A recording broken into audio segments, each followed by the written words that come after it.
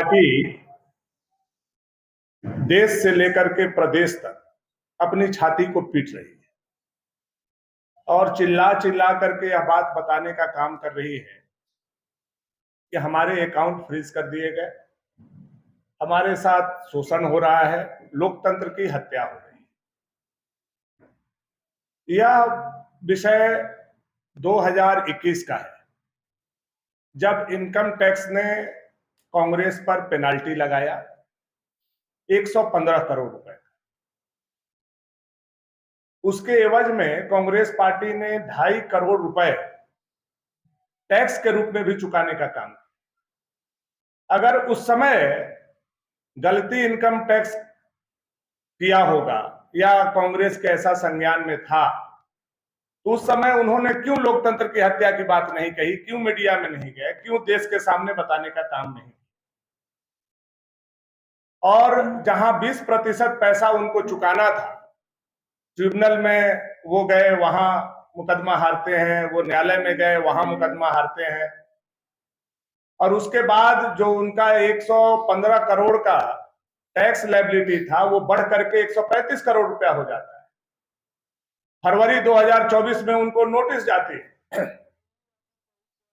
Notice के तामीला वो करते हैं लेकिन टैक्स की पेमेंट वो नहीं करते।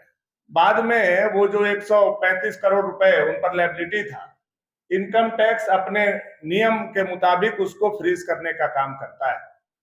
तब इनको चुनाव याद आता है कि चुनाव के समय में ऐसा किया गया। यह विषय 2021 का है, उस समय के पेनाल्टी का विषय है। आपने 2.5 करोड़ रुपया क्यों भरा, और आपने यह भी कहा था कि 20% राशि मैं उसको भर दूंगा। अगर आप उस समय 20% राशि भर चुके होते तो आज शायद आपका जो 135 करोड़ रुपए के लिए अकाउंट फ्रीज हुआ है वो नहीं होता। दूसरी बात इसमें जो जानने वाली आप लोगों के काफी जरूरी है कि कांग्रेस पार्टी का अकाउंट नहीं फ्रीज किया गया। यह बिल्कुल असत्य है, यह बिल्कुल बेबुनियाद है और झूठा आरोप है। कांग्रेस पार्टी के कई अकाउंट हैं।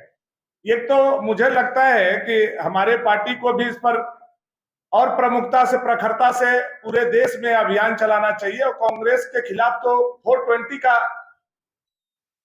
इल्जाम बनता है और उन पर वो केस चलना चाहिए। कई अकाउंट हैं, उसमें मात्र 135 करोड़ रुपए फ्रीज किए गए हैं, और ये बोलते हैं कि हमारा पूरा अकाउंट बंद कर दिया गया, अब हम चुनाव कैसे लड़ेंगे, हमारे पास ट्रेन का किराया नहीं है, हमारे पास प्लेन का किराया नहीं है। वहीं इनके जो नेता हैं राहुल गांधी जी, वो चार्टर प्लेन से चलते, और अखबार मीडिया के मुताबिक ही जो हम लोगों के पास सोर्स है वो बताते हैं कि कांग्रेस के पास आज भी 1000 करोड़ रुपया से अधिक उनके अकाउंट में पड़े हुए हैं जो फ्रीज नहीं है, जो खाता संचालित हो रहे हैं। ये कांग्रेस झूठा आरोप लगा करके जो सिंपैथी गेन करना चाहती है, सहानुभूति लेना चाहती है, उसका पर्दाफाश करने के लिए आज हम लोग यहां आए हुए। कांग्रेस पहले देश को लूटा, अब चुनाव में अपनी हार को देखते हुए वो इनकम टैक्स पर, कभी ईडी पर, कभी सीबीआई पर ठिकरा फोड़ने का काम कर रहा है। यानी वो पहले ही हार मान चुका है। चुनाव से पहले जो हमारे रिजल्ट हैं वो तो 4 जून को आएंगे, लेकिन कांग्रेस अभी से विधवा विलाप शुरू कर दिया है हारने का। कभी इल्जाम ईवीएम पर, कभी इनकम टैक्स पर, कभी सीबीआई पर और कभी ईडी पर। तो इसका मतलब यह है कि कांग्रेस हार मान चुकी है, इंडिया अलायंस हार मान चुका है। अगर यह बात सही नहीं है तो कांग्रेस के प्रवक्ता और यहां के प्रदेश अध्यक्ष जो आज प्रेस कॉन्फ्रेंस देखिए, इलेक्टोरल बॉन्ड का मामला सुप्रीम कोर्ट के 5 जजों के बेंच के बीच में सब जुडिस है। न्यायालय का किसी भी तरह का कोई निर्देश प्राप्त नहीं है, और आप और हम एक जिम्मेवार पत्रकार और जनप्रतिनिधि होने के नाते इस बात को जानते हैं कि जब मामला सब जुडिस होता है वैसे विषय पर अपने वक्तव्य को रखना, अपनी बातों को रखना उचित नहीं है। फिर भी आप 20,000 करोड़ रुपए का जो आया है रिपोर्ट आप ही लोगों के माध्यम से, आप लोग देखने का काम कीजिए कि 20,000 करोड़ रुपए में 14,000 करोड़ रुपए ये इंडी अलायंस के लोगों के पास कहीं ना कहीं चंदा के रूप में गया है। अब बताइए, 19 करोड़ के सदस्यता वाला यह विशाल पार्टी भारतीय जनता पार्टी, जिसके विश्व में सबसे अधिक सदस्य हैं, उस पार्टी के पाले में मात्र 6,000 करोड़ रुपया आया। आप उस पर छाती पीट रहे हो और आपका जो संख्या है 200 सांसदों के आसपास संख्या है, आप 14,000 करोड़ रुपया उसी इलेक्टोरल बॉन्ड से लेते हो, तो नैतिकता के आधार पर आपको बोलने का हक नहीं है और हमारे राजेश ठाकुर जी को भी बोलने का हक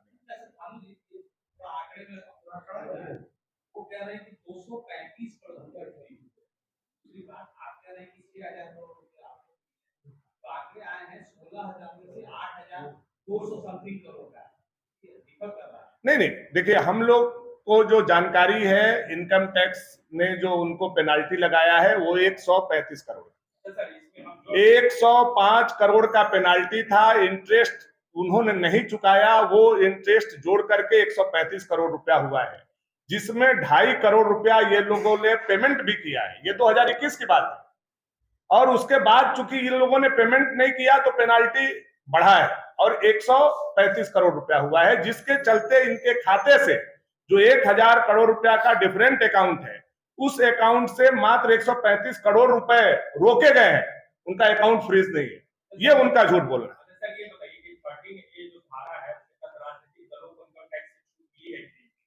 नहीं, छूट मिली है, लेकिन 20,000 रुपए तक ही आप नगद ले सकते हैं और कांग्रेस पार्टी ने 14 लाख रुपए नगद लिया। वहीं से इनकम टैक्स इंक्वायरी उन पर सेटअप हुआ। फिर आप 135 करोड़ का क्यों एक भ्रम फैला? आप बोलिए ये पूरा मामला 14 लाख से शुरू हुआ है। मामला तो 14 लाख से नहीं, 14 लाख रुपए उन्होंने लिया, जिसका 20,000 के बॉन्ड, हाँ, और उसका कोई इन्होंने डिक्लेयर नहीं किया। वहीं से इनके ऊपर नोटिस हुआ। फिर 105 और 135 आप पहले समझिए, 2 बार कांग्रेस पार्टी को नोटिस हुआ। एक बार 2018 में 17-18 में हुआ, उसके बाद उन लोगों ने वो पेनाल्टी को मिट किया, पेनाल्टी भर दिया। 2021 में फिर उन लोगों के ऊपर पेनाल्टी हुआ, असेसमेंट हुआ, फिर पेनाल्टी उनको हुआ।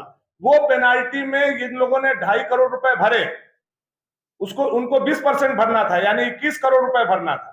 21 करोड़ के जगह पर इन्होंने 2.5 करोड़ रुपए भर दिया, बाकी पैसा नहीं भरा, जिसके चलते इनका इंटरेस्ट बढ़ता गया और 135 करोड़ का नोटिस हुआ फरवरी में। नोटिस इन लोगों का तामिला हुआ, उसके बाद भी पैसा नहीं दिया, जिसके चलते ये फ्रीज हुआ। कांग्रेस पार्टी जो सवाल कर रही है, दरअसल ये सारा कुछ समय पे डिपेंड कर रहा है। चुनाव से पहले मुख्य विपक्षी पार्टी का जो अकाउंट है वो फ्रीज हो गया है, लोकसभा में चुनाव होना घोषित है। सीताराम केसरी के समय का जो है अभी आप लोग नोटिस भिजवा रहे हैं, ये तो पब्लिक तो देख रही है, उसको कैसे देखें तब, जबकि आपका जो सामने तो कांग्रेस है राष्ट्रीय स्तर पर। आप एक बात बताइए, कभी भी कोई केस कभी मरता है? कभी किसी के ऊपर, हमारे ऊपर, आपके ऊपर कोई भी नोटिस, कोई भी वारंट, यहां तक कि 107 का भी नोटिस हुआ हो तो वो समाप्त होता है क्या? बिना तामिला हुए, बिना उसकी